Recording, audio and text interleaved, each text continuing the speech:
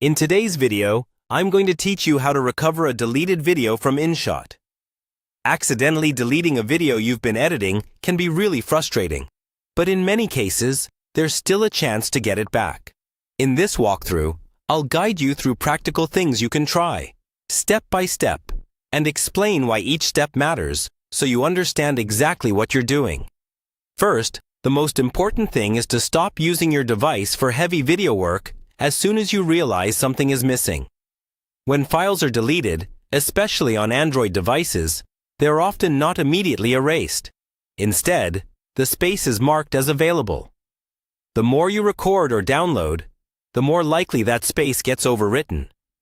So before you start recording new clips or installing big apps, let's focus on recovery. Begin by opening the InShot app and checking whether the project is really gone. Go to the Main Projects or Drafts section and look carefully through all your recent projects. Sometimes what looks deleted is just saved under a different name or in a different folder. Or you may have more than one draft of the same video. If the project still doesn't show up, close InShot and check your phone's gallery or Photos app. InShot often exports finished videos to a default album, usually called something like InShot or Video. Look through your recent albums and also check the Videos or Recents sections. If you previously exported the video, even once, there's a good chance that exported copy is still there. Next, go to your device's trash or recently deleted folder.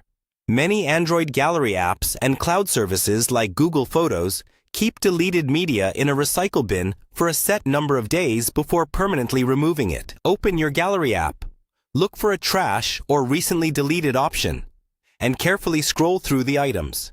If you see your video there, restore it immediately so it returns to your main gallery.